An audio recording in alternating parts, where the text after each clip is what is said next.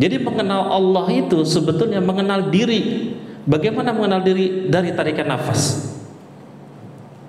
Makanya pas pada saat orang meninggal, itulah hembusan nafas yang terakhir.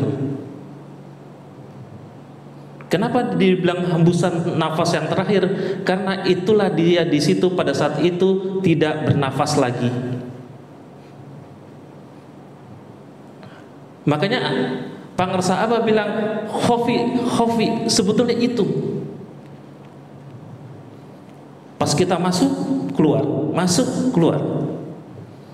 Karena di situ itu adalah eksistensi daripada semesta. Semesta begitu. Sama dengan mursyid. Kenapa kita harus tahu guru mursyid? Karena dia tahu jalan-jalan ruh, jalan-jalan cahaya di situ. Dia akan tahu di situ.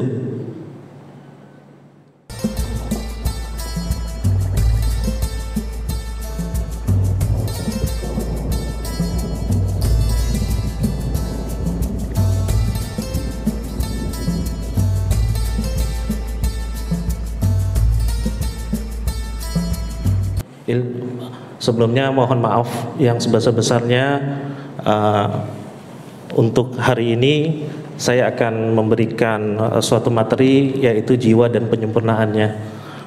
Sebelumnya lebih baik kita mengirimkan surat Al-Fatihah ila hadil Mustafa Sayyidina Muhammadin sallallahu alaihi wasallam wa ala alihi wa sahbihi wa zurriyyati wa ahli baiti ajma'in. Al-Fatihah. A'udzubillahi minasyaitonir rajim. Bismillahirrahmanirrahim. Alhamdulillahirabbil alamin arrahmanir rahim maliki yaumiddin iyyaka na'budu wa iyyaka nasta'in ihdinas siratal mustaqim siratal ladzina an'amta 'alaihim ghairil maghdubi 'alaihim amin. Bismillahirrahmanirrahim. Ahmad Sabul Fatihul Arifin Al-Fatihah. A'udzubillahi minasyaitonir rajim. Bismillahirrahmanirrahim. Alhamdulillahirabbil alamin arrahmanir rahim maliki yaumiddin iyyaka na'budu wa iyyaka nasta'in ihdinas siratal mustaqim siratal ladzina an'amta 'alaihim ghairil maghdubi 'alaihim waladdallin amin. Bapak, Ibu dan sekalian para ikhwan, perkenalkan, nama saya Sunarno. Saya lahir di Jakarta Agustus 1974. Jadi usia saya udah 49 mau ke 50. Saya pengajar pasca sarjana di Institut Agama Islam di IAIN Suralaya, Pondok Pesantren Suralaya, untuk 3 mata kuliah sebetulnya. Jadi saya pengajar di sana. Yang pertama mata kuliah tasawuf, yang kedua psikologi dan terapi sufistik, yang ketiga itu saya mata kuliah nafsiologi. Jadi kalau misalnya 1 bulan 2 kali saya ngajar di pasca sarjana S2 IAIN Pondok Pesantren Suralaya. Jadi kayak misalnya hari Jumat saya ke sana, hari Sabtu saya ngajar di sana untuk pasca sarjana. Dan alhamdulillah hari ini kita dapat bertemu kepada ibu dan bapak sekalian. Saya akan membahas bagaimana tentang jiwa dan penyempurnaannya, karena selama ini bagaimanapun kita harus mengetahui siapa diri kita, bagaimana sebetulnya apa yang terjadi dalam diri kita. Karena di dalam teori-teori yang ada, jiwa kita sebenarnya terkadang kita tidak mengetahui siapa diri kita sebenarnya, karena batasannya sangat tipis. Seperti halnya kita lihat, kalau misalnya seandainya kita lihat listrik yang ada di dalam ruangan ini, kalau kita lihat itu sebetulnya dalam 1 detik itu akan mati 50 kali. Jadi dia harus bolak-balik itu, frekuensinya itu 50 Hz, dia akan mati hidup. Kalau misalnya di luar negeri itu 60 Hz. Sama dengan diri kita. Diri kita tanpa sadari kita mati hidup. Pada saat kita hirup udara ini, kita hidup, keluar, mati. Tapi kita tanpa sadari. Nah, itulah yang diperlukan suatu kesadaran dalam diri kita, bahwa pada saat nafas itu keluar, alhamdulillah Allah memberikan suatu kehidupan kepada kita. Disitulah diperlukannya zikir khafi sebetulnya. Tarik nafas, keluar, hidup, mati, hidup, mati. Di mana pas saat dia mati, kan menjadi pertanyaan di situ.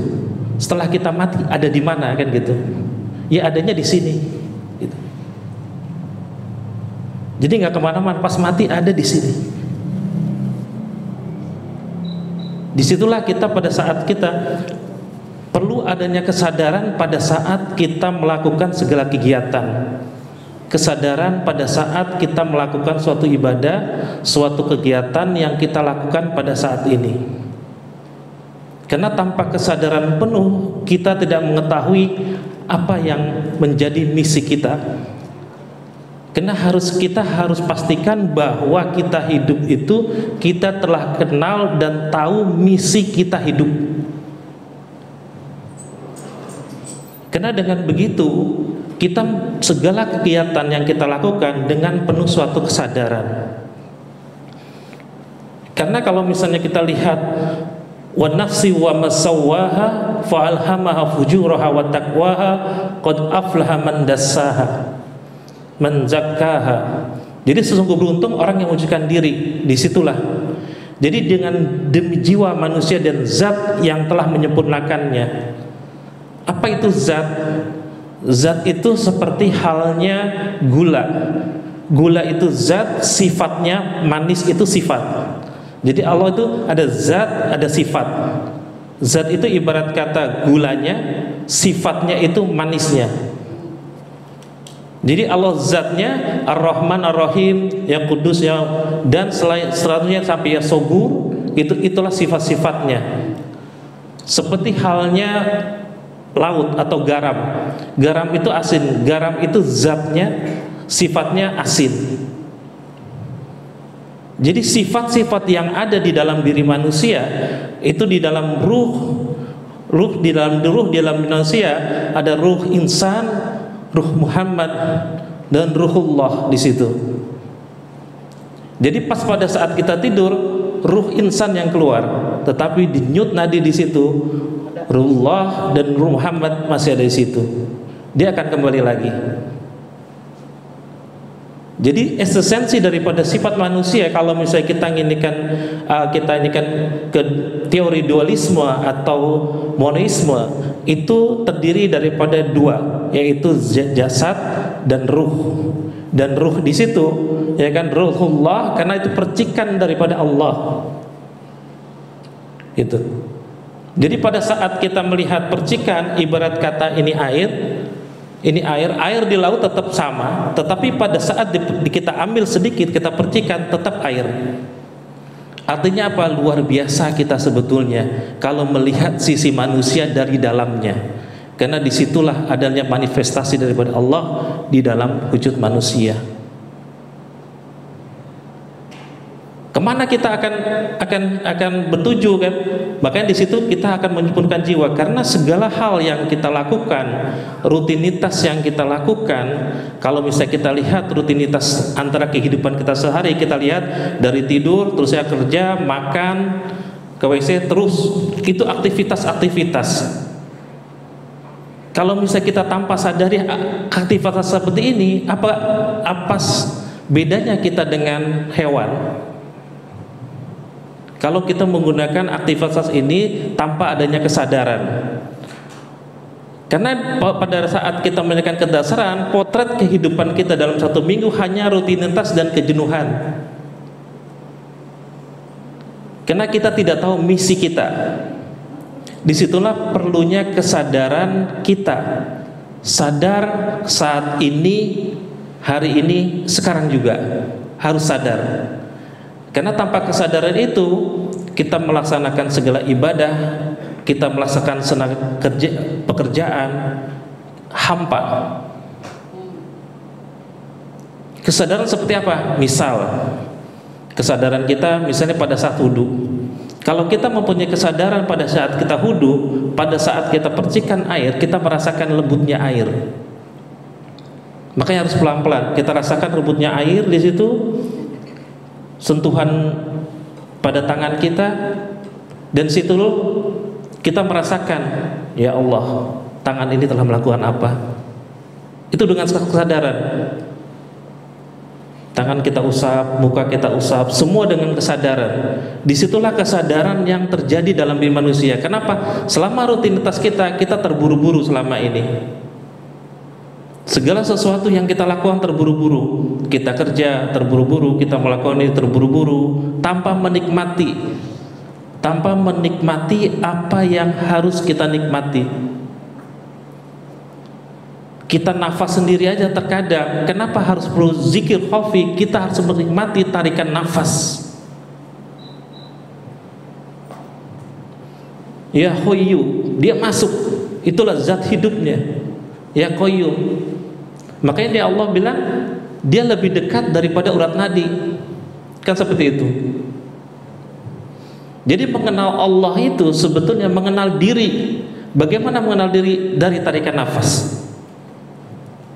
Makanya pas pada saat orang meninggal, itulah hembusan nafas yang terakhir. Kenapa dibilang hembusan nafas yang terakhir? Karena itulah dia di situ pada saat itu tidak bernafas lagi. Makanya Pangersa Abah bilang khofi, sebetulnya itu. Pas kita masuk, keluar, masuk, keluar. Karena di situ itu adalah eksistensi daripada semesta. Semesta begitu. Seperti halnya listrik, seperti halnya lain. Tapi dalam segala mata terkadang kita tidak sadar untuk itu. Nah, dari rutinitas yang kita lakukan, potret kehidupan kita dalam rentang kehidupan, kita lihat kita dari bayi terusnya sampai dengan dewasa, terusnya nikah sampai dengan tua. Nah, pemaknaan daripada kita ini sebetulnya hanya kemusnahan yang mungkin hidup kita sia-sia. Karena pada intinya dalam harokah jawariyah itu sebetulnya manusia itu di dalam kehidupan itu mencapai suatu kesempurnaan. Seperti halnya buah dari kembang gitu, dari kembang terusnya bentuk kecil kayak petilnya, terus bentuk misalnya anggaplah buahnya misalnya buah apel, pas pada saat dia buah itu warnanya hijau, terusnya merah, terusnya matang. Sebetulnya gradasinya itu, jadi namanya disebut gradasi wujud daripada manusia. Gradi wujud daripada manusia itu kita lihat daripada fisiknya, dari muda sampai tua. Nah, yang jadi pertanyaan, bagaimana gradasi hidup daripada jiwa kita?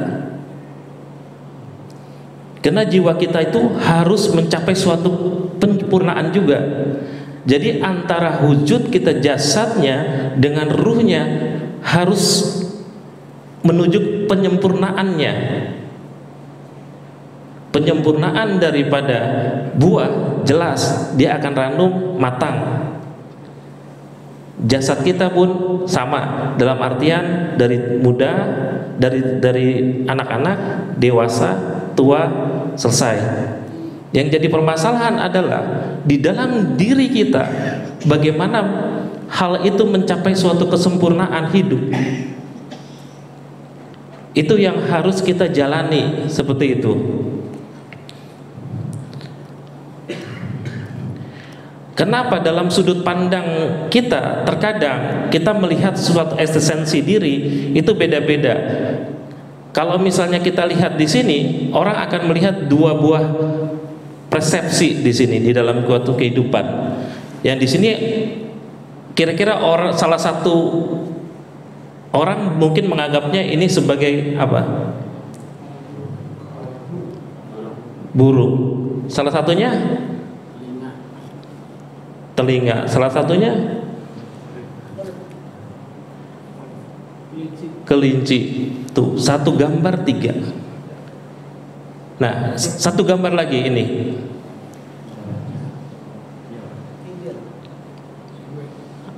Ada yang bibir, ada seloet. Ada juga pot. Inilah sudut pandang orang, realitas, pengalaman kesadaran, makna struktur kesadaran. Jadi terkadang kita memandang sesuatu itu, memandang suatu keadaan yang kita lakukan itu, terkadang itu bagaimana kita memaknai suatu kehidupan. Contoh misalnya macet, orang memandang suatu kehidupan, misalnya macet itu bikin orang misalnya frustasi, bete dan lain-lain. Tetapi kalau misalnya satu pandangan lagi, oh ya macet ini itu sebetulnya memberikan suatu saya kesadaran untuk belajar apa? Belajar sabar. Itu beda persepsi itu, ya kan? Seperti ini misalnya, ini pada saat anak kecil dilihat pada disebut i gitu, dia bilang b. Kenapa dia lihat b? Karena dia lihat ini, dilihat tawon, b itu tawon. Akhirnya dia apa? Karena persepsinya dia bilang oh ini salah, harusnya i gitu. Dilihat b, akhirnya di rumah dokter harusnya di operasi mata. Kenapa? Perbedaan persepsi. Nah, seperti halnya gambar-gambar ini, inilah persepsi-persepsi yang realitas kita sesungguhnya itu seperti apa. Kita harus memandang relatif. Jangan-jangan kehidupan ini bukan kehidupan yang sesungguhnya gitu. Kita harus memahami realitas yang ada. Apakah hidup ini suatu realitas atau bukan? Karena kita insan-insan ruh yang saat ini ditugaskan dalam bentuk jasadiah. Yang inilah sebagai jasadiah gimana perjuangan kita memberikan suatu misi di dalam dunia ini gitu. Kita mempunyai suatu misi, dan misi itu yang harus kita temukan. Apa misi kita di sini? Sama dengan sudut orang pertama misalnya. Orang memandang ini ada juga airnya itu setengah, ada juga memandang dari gelasnya itu setengah gitu. Tergantung daripada orang memandangnya, sudut pandangnya di situ. Jadi bagaimana suatu peristiwa itu ditangkap oleh manusia sehingga menjadi bagian dari pengalaman dan kesadaran seseorang. Jadi pemaknaan terhadap realitas atau pembentukan kesadaran terhadap realitas fenomena tertentu. Jadi segala sesuatu itu kita pandang di situ. Jadi kalau misalnya kita memandang suatu realitas tertentu terhadap seseorang, kita jangan justice bahwa hal itu salah, belum tentu. Karena bisa jadi dia memandang dengan sudut pandang yang beda. Jadi perbedaan itu, kata Rasulullah, itu perbedaan itu ya merupakan suatu hal yang memang terjadi apabila orang memandang dalam suatu realitas tertentu, dipengaruhi oleh pengetahuan dia, pengalaman dia, dan bagaimana dia belajar. Beda dengan misalnya orang yang selama ini misalnya belajar lebih, dia kemukakan suatu ilmu pengetahuan, dia memandang sesuatu itu, realitas itu dari beberapa perspektif, seperti itu. Nah, problematik eksistensial itu sebetulnya ada namanya ada. Kita ini termasuknya ada atau tidak?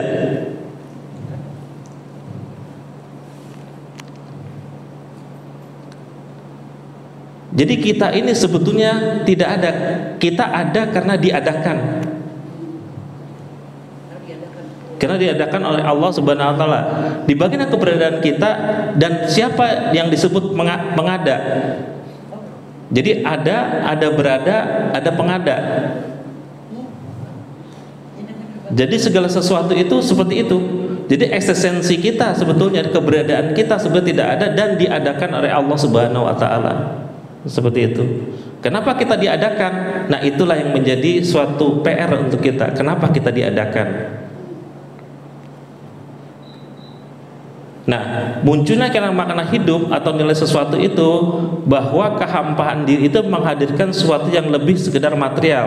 Makanya diperlukan ada namanya efek spiritual. Karena kita selama ini memandang itu segala sesuatu itu segala materi. Kenapa materi? Karena kalau misalnya kita lihat daripada suatu teori yang dibuat Auguste Comte, bahwa segala sesuatu itu harus bisa terindrakan. Makanya di dalam psikologi itu sebetulnya psikologi itu itu jiwa sebetulnya.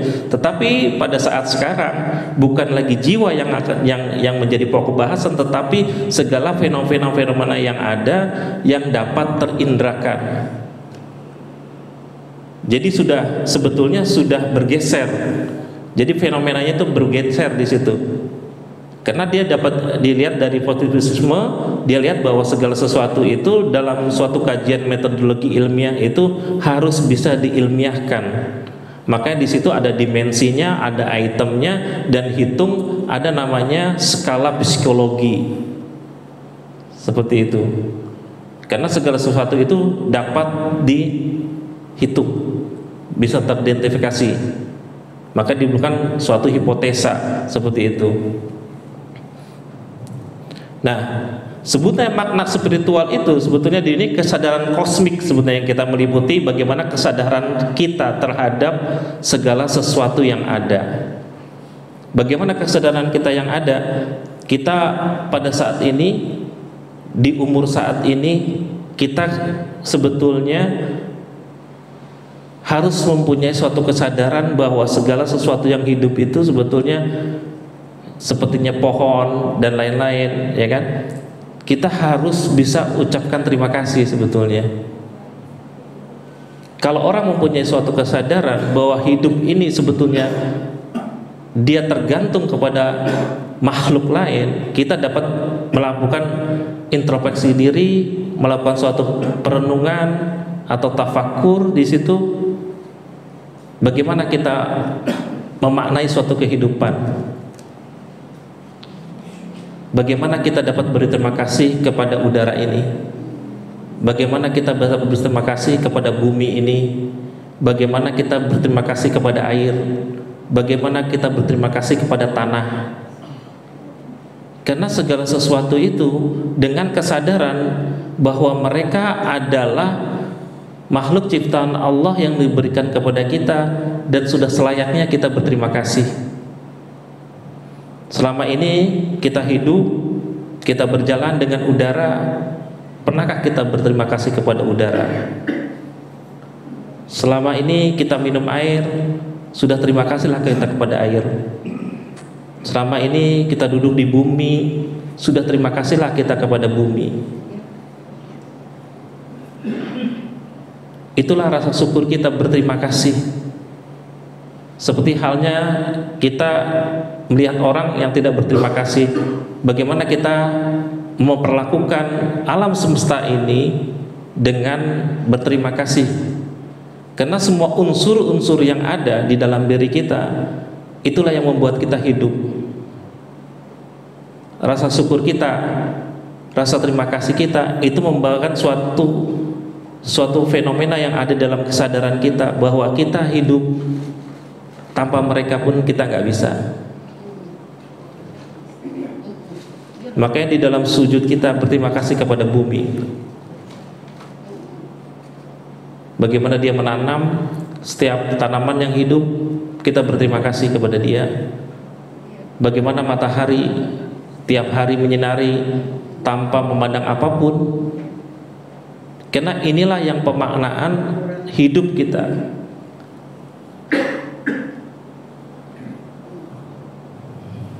Karena dalam kekuatan ini dari Ibnu Qayyim Az-Jauziyah dalam kitab Ar-Ruh, kita lihat bisa dalam hakikat ruh itu ada ruh insan, ada sidik, ada mahabbah, ikhlas dan taubat dan ma'rifah.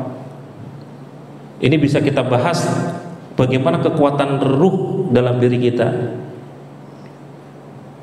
Karena kita ini percikan sebetulnya. Kalau sudah paham mengenai hal itu, kita melihat bagaimana kita melihat Allah tersenyum, bagaimana kita menolong orang, bagaimana pada saat itu mereka tersenyum. Karena kalau misalnya kita lihat daripada ruhullah di dalam diri mereka, disitulah kita akan merasakan hal yang luar biasa di situ.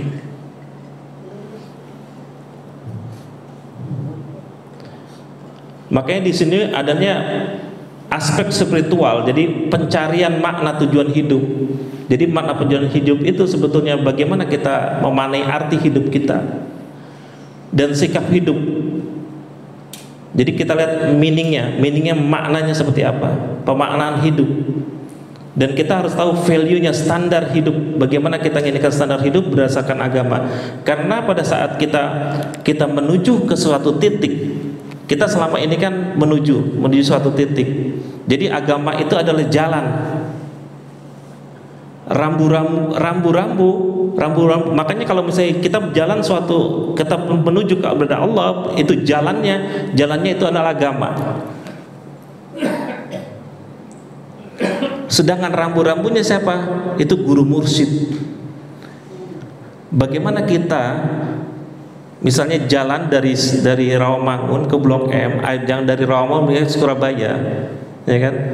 Tanpa mengetahui atau pada saat kita jalan itu kita pada saat jalan itu mempercayakan diri kepada seorang yang belum pernah ke Surabaya, pasti nyasar. Sama dengan mursyid. Kenapa kita harus tahu guru mursyid? Karena dia tahu jalan-jalan ruh, jalan-jalan cahaya di situ. Dia akan tahu di situ. Terkadang kita melihat misalnya orang, kalau misalnya, oh ya Pak, Bapak ke Surabaya dengan saya. Bapak sudah pernah ke Surabaya? Belum. Itu namanya calo. Kita kesasar pasti. Tapi dengan guru mursyid, insya Allah jalannya cepat, lancar, dan insya Allah tanpa halangan. Karena dia tahu jalannya. Makanya diperlukan mursyid seperti itu untuk membimbing kita, untuk menuju jalan yang kita tempuh itu lebih cepat. Selanjutnya, transenden itu kesadaran pengalaman kita, selama pengalaman kita, bagaimana pengalaman kita di dalam menghargai di luar dunia atau connecting keterhubungan kita dengan Tuhan. Jadi sesama manusia, alam semesta. Karena kalau dalam ilmu Arabi itu konsep yang dibentuk itu adalah Tuhan, alam, dan manusia. Sebenarnya itu aja, 3 itu. Nah, ini refleksi daripada kita bagaimana tuntunan hidup tentang jati diri secara utuh di situ.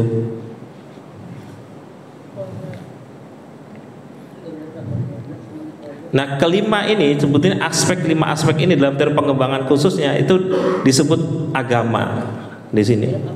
Agama itu dari meaning, ada value-nya, connecting, becoming, sebenarnya itu agama. Hal-hal inilah yang dijelaskan seperti itu. Ini adalah perkataan Rumi sebetulnya.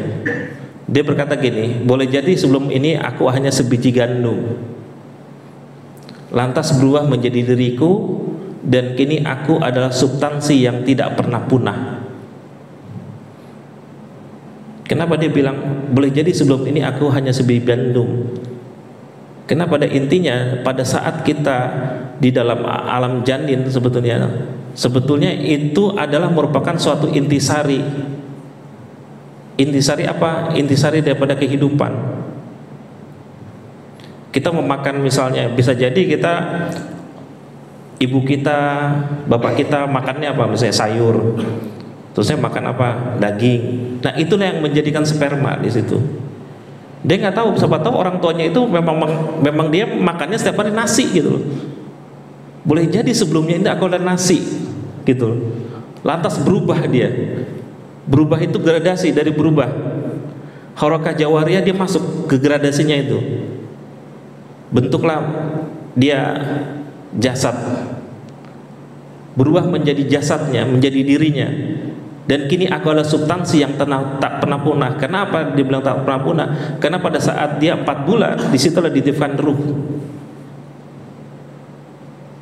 Karena esensi kita itu sebetulnya apa gitu.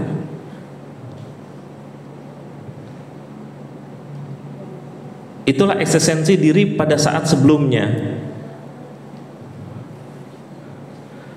Rumi juga bilang gini, apa yang engkau saksikan adalah imajinasi dalam imajinasi. Kenapa? Realitas yang ada sebetulnya bukan realitas yang sepenuhnya. Apakah hidup ini benar-betul hidup? Apakah hidup ini hanya bukan sebagai suatu hidup yang kekal? Kan seperti itu. Kalau misalnya kita hidup ini sebagai suatu misi, misalnya dalam arti kita berumur misalnya sampai dengan 70 tahun, berarti itu misi kita 70 tahun dan akan hidup sebetulnya yang akan datang, seperti itu. Nah, makanya itu esensi diri kita harus terpenuhi di situ. Karena apa? Di samping yang tak terbatas, apapun yang terbatas adalah tiada. Karena Allah itu tak terbatas. Artinya segala sesuatu yang terbatas itu sebetulnya nggak ada. Segala sesuatu selain wajah Allah adalah kesirnaan. Artinya Pak, kita diciptakan dari percikannya ruhullah. Artinya apa? Lebih mulia sebetulnya daripada malaikat. Kenapa Pak? Malaikat diciptakan dari nur, cahaya. Kenapa malaikat itu sujud kepada kita? Karena dilihat ruhullah di dalam situ. Artinya apa? Jangan sampai kita pada saat ini, saat tinggal di sini, kita merendahkan diri, mengotorinya dengan hal-hal yang tidak diinginkan oleh Allah.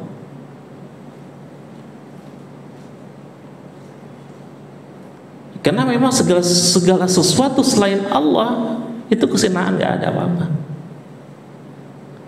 musnah semua.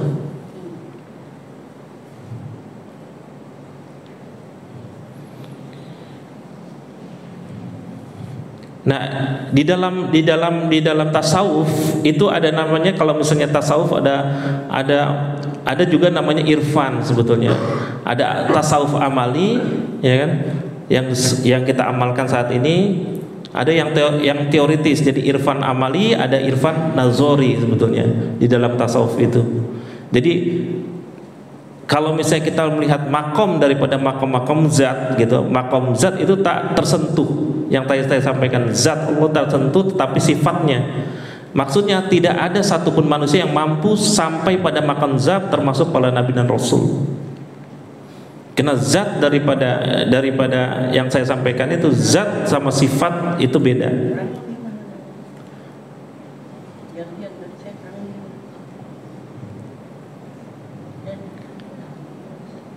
Dan tak mampu aku mengetahimu sebagaimana hakikat pengetahuan, dan tak mampu aku menyembahmu sebagaimana hakikat penyembahan. Kita selama ini sholat, selama ini kita zikir, itulah kemampuan kita.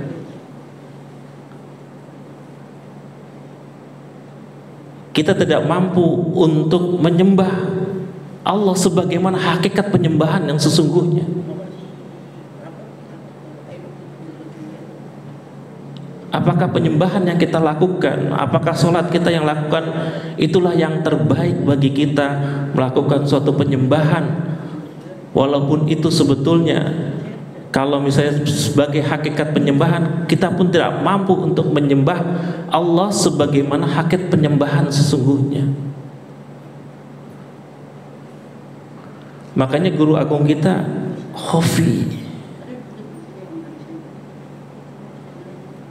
Khofi,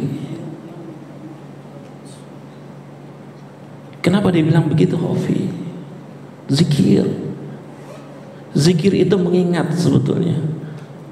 Kalau mengingat, kita ibarat kata mengingat orang tua kita ingat, tapi bukan kita sebut. Misalnya kita punya orang tua namanya Budi gitu, kita akan ingat dia Budi itu bukan menyebut Budi enggak. Kita ingat, oh iya itu.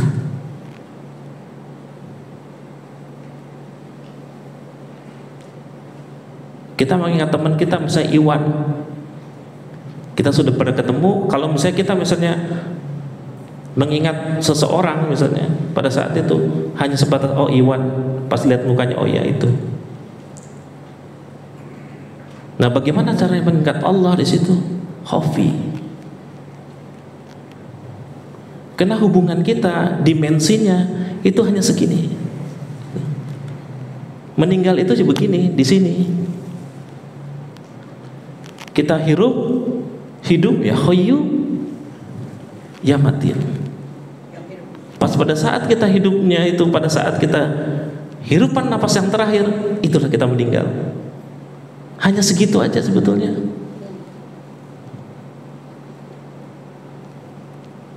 Sebatas itu kita hidup. Pas Pas Allah tidak izinkan kita untuk menghirup nafas satu kali lagi, habis.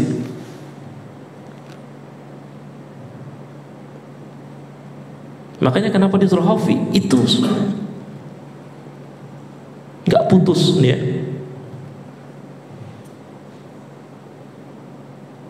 Karena kita punya eksistensi diri yang sangat luar biasa. Percikan cahaya ilahi yang nggak bisa digambarkan. Alam kubur gimana?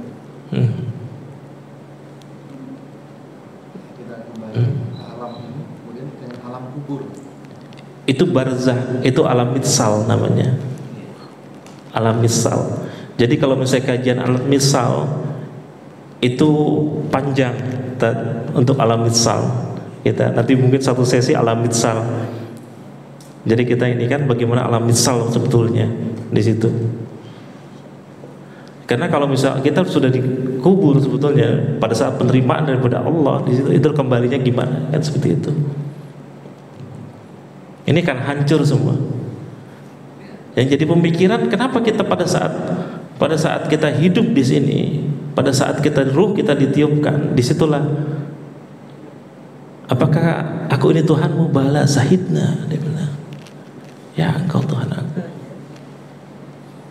Pas pada saat kita sudah di sini lupa gitu. Kita lupa di situ. Padahal kita di situ berdialog dengan Allah Subhanahu wa taala. Karena pada saat kita ada kesiapan untuk hidup, di situ kita akan sempurna. Makanya kalau terkadang misalnya pas kelahiran ada keguguran, mereka karena ruhnya belum siap.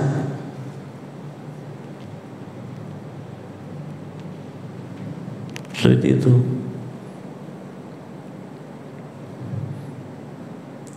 Inilah dirimu, bukan yang ada di dalam zatnya. Dirimu tak lebih dari imajinasi dan imajinasinya imajinasi.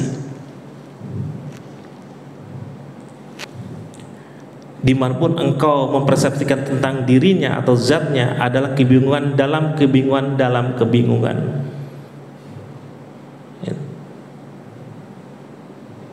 Jadi di dalam sufi sendiri seperti ini.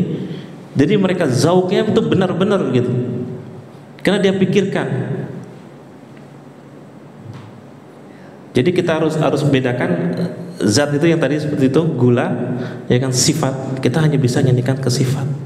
Sifatnya manis kita nggak bisa.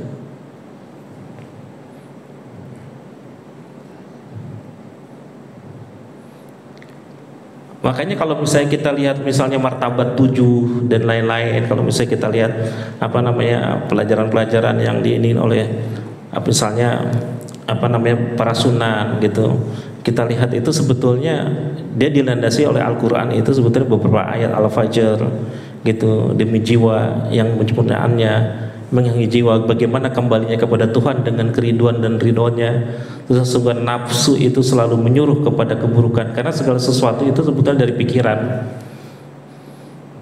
Nah itu yang pikiran itu yang terkadang goyang kita.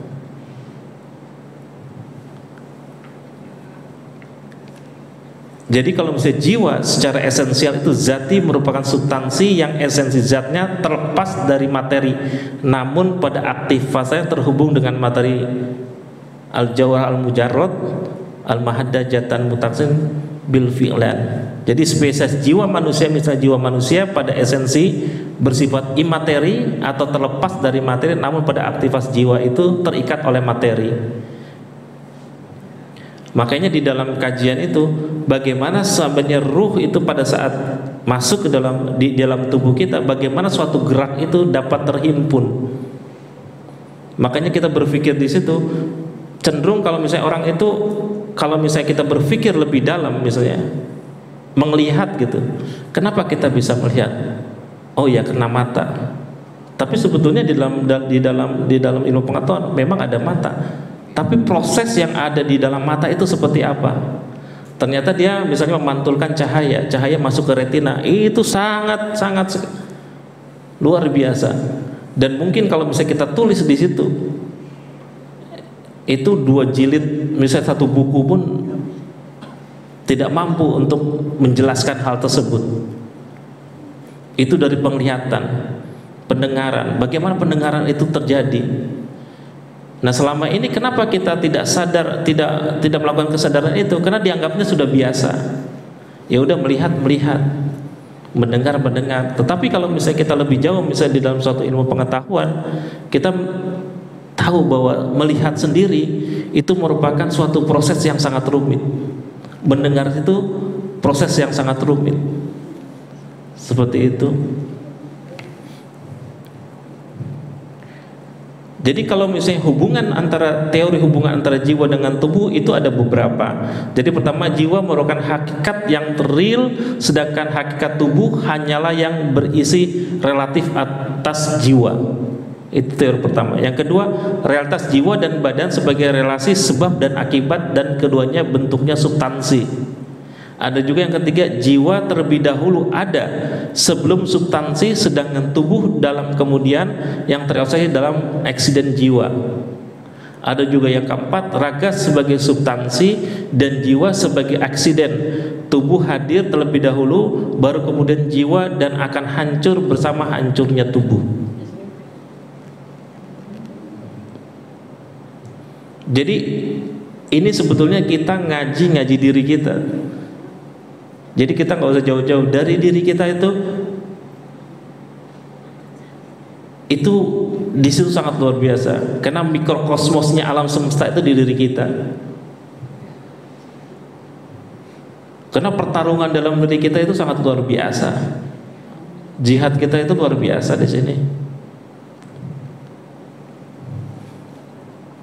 Nah, kalau misalnya kita lihat suatu pendapat misalnya kayak Plato sendiri, jiwa, imateri, dan raga ada 3 unsur, ya adanya akal, ada kesusahan, ada autopetit, ataupun yang memberikan hidup. Setiap makhluk hidup mempunyai ada jiwa vegetatif, ada generatif, ada juga rasional. Kalau misalnya di dalam Ibnu Sina dia bilang ada jiwa hewani, tumbuhan, ya kan, dan malaikat, seperti itu di Ibnu Sina. Makanya kalau misalnya kita lihat dari Ibnu Sina itu terkait materi itu adalah jiwa merupakan satu substansi dengan 3 fakultas. Dia bilang ada daya nabati, ada hewani, dan daya rasional yang terikat dalam moralitas manusia. Jadi disitulah asal dari persepsi bagaimana gerak mengingat suatu materi yang disebut jiwa. Apa itu jiwa? Substansi yang mengatur gerak pada bagian-bagian badanmu. Nah, di situ ada nanti teori bagaimana antara jiwa dengan badan itu, bagaimana dia bisa mencapai suatu gerak. Kita bergerak begini gitu. Kenapa bisa bergerak? Ternyata ada substansi di sini, ada jiwa yang menggerakkan ini. Bagaimana caranya supaya jiwa itu menggerak? Ibarat kata gini, listrik ini kenapa itu nyala? Karena ada strum. Strum itu bagaimana? Strum itu bisa menyalakan lampu. Itunya hebatnya luar biasa di dalam diri kita. Dan itu terkadang kita nggak berpikir di situ.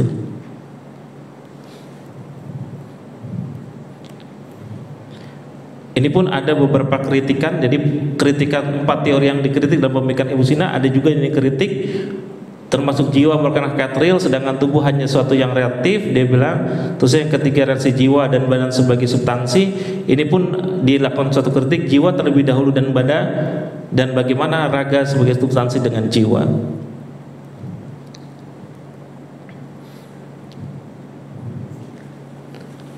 Nah, disinilah kita bagaimana jiwa merupakan kesempurnaan pertama. Jadi kamal akhwal. Jadi kesempurnaan manusia itu karena ada jiwa. Jiwa merupakan substansi non material. Ketika jiwa muncul atau tercipta bersama dengan materi, bertransformasi dengan harokah jawariyah yang menjadi ruh serta menetapkan keadaan tersebut. Jadi jiwa manusia itu substansi di situ.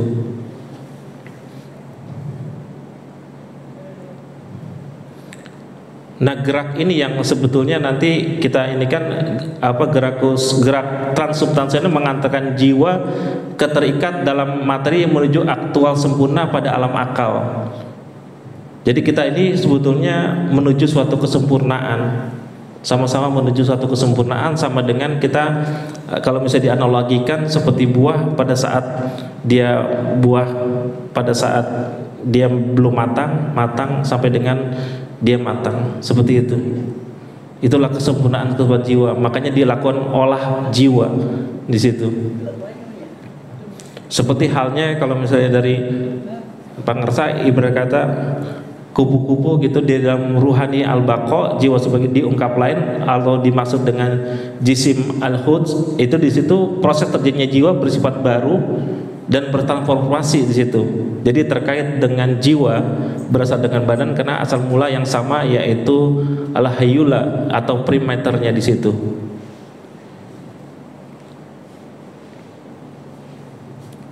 Jadi sebetulnya hakikat itu jiwa itu tidak akan ada menjadi jiwa apabila tidak adanya badan. Ini kita baru bicara mengenai jiwa, belum kita bicara mengenai yang di dalam jiwa itu, di mana fuad, itu belum kita bahas. Jadi baru sisi, belum lapisan ke bawahnya. Fuad, sadar, sir, itu belum. Jadi kita baru antara dua dimensi ini, jiwa, badan dengan jiwa, belum sadar, sir, akhfa'nya belum.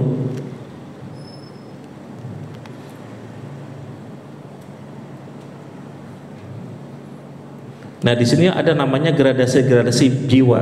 Jadi dalam jiwa itu ada gradasi. Jadi keragaman peran jiwa, penyempurnaan badan itu ada gradasinya. Jadi fakultas jiwa itu hanya dipenuhi sebagai hakikat tunggal dan segalanya, sehingga dapat dimengerti dalam keragaman. Jadi keragaman itu ketunggalan jiwa.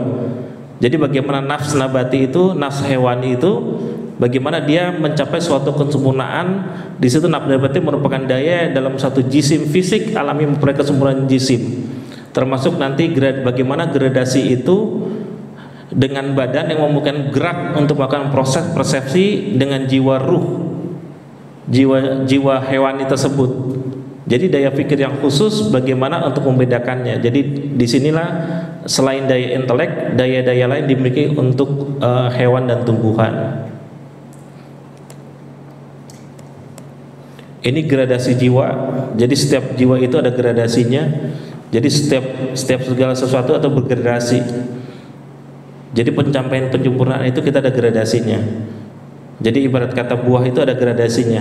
Kita pun bergradasi. Kita menuju gradasi untuk mencapai suatu kesempurnaan. Ini proses kita. Proses kita bertasawuf, proses kita berzikir, itu untuk menaikkan gradasi kita. Itu yang harus kita jalani pelan-pelan.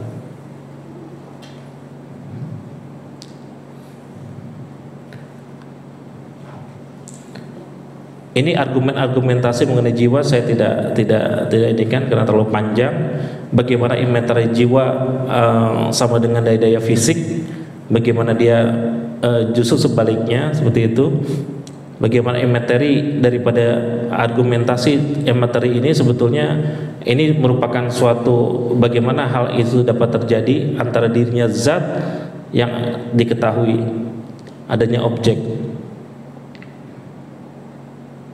Jadi bagaimanapun proses penciptaan jiwa dan tubuh terjadi secara bersamaan. Dalam proses penciptaan ada dua unsur utama yang bentuk lahiran materi yang disebut forma, dan materi pertama itu adalah hayula. Dalam perkembangannya aspek materi berkembang menjadi tubuh, sedangkan forma berkembang menjadi jiwa. Seperti itu. Nah, kalau misalnya derajat adalah ilmu huduri, jadi kalau misalnya ilmu itu ada ilmu huduri, ada ilmu usuli. Kalau misalnya ilmu huduri itu, kalau misalnya ilmu huduri ada beberapa tingkatan di sini.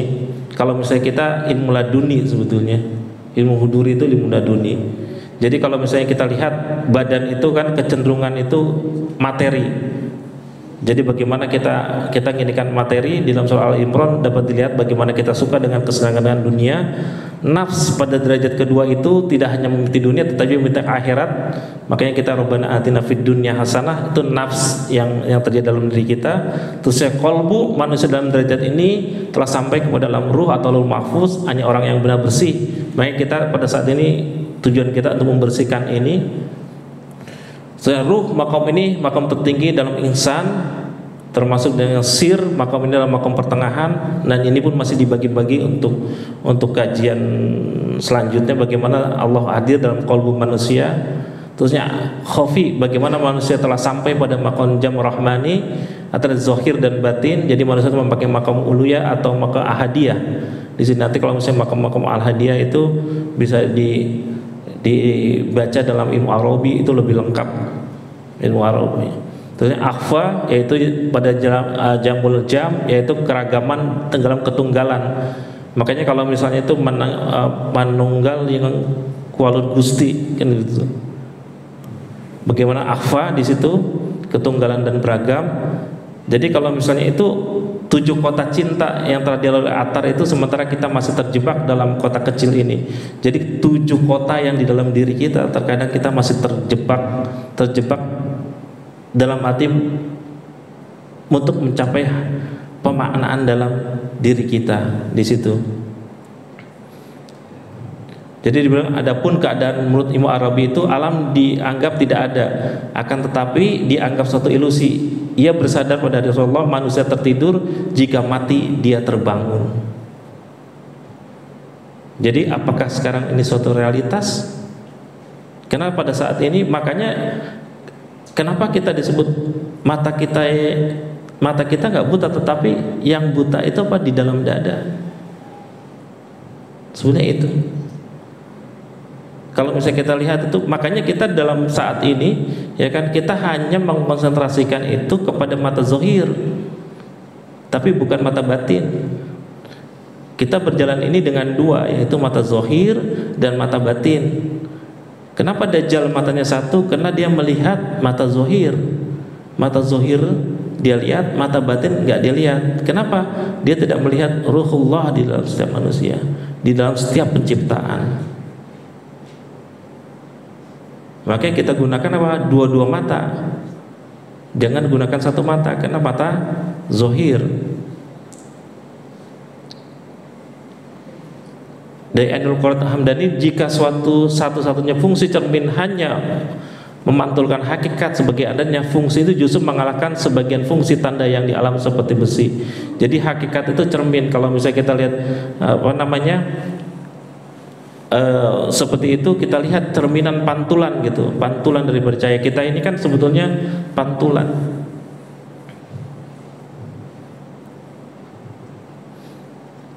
Makanya disebut tahalli tajallinya itu. Kita bersihkan diri kita hiasi dengan yang banyak tajalli. Makanya man arafa nafsa wa arafa rabbah. Kalau misalnya kita kenal diri kita, pasti kita kenal Allah. Seperti itu. Karena kosmik daripada diri sebetulnya itu. Makanya kita lagi kan harus tahu pencarian tujuan hidup kita, mindingnya seperti apa, value-nya seperti apa, kesadaran kita termasuk untuk coming-nya keterhubungan pada Allah, bagaimana refleksi tuntutan hidup tentang jati diri kita. Seperti itu. Mungkin itu yang bisa saya sampaikan. Saya mohon maaf atas segala kekurangan dan kesalahan. Saya sendiri juga masih belajar dan masih mengembangkan apa yang banyak, yang segala sesuatu yang belum saya ketahui. Saya sendiri dalam proses pembelajaran. Jadi walaupun saya misalnya doktor dalam ilmu Al-Quran dan tafsir, saya itu masih belajar di situ, karena masih banyak hal-hal yang belum saya ketahui. Kita sama-sama belajar, mudah-mudahan tujuan kita mengharapkan ridha pada Allah dapat terwujud. Mudah-mudahan pengersa Abah juga membimbing kita. Mudah-mudahan dengan hadirnya kita, dengan kita belajar seperti ini, Allah menyaksikan kita bahwa kita berusaha, Rasulullah pun menyaksikan kita bahwa kita berusaha untuk menjadikan orang yang baik, yang sesuai dengan keinginan Rasulullah sallallahu alaihi wasallam.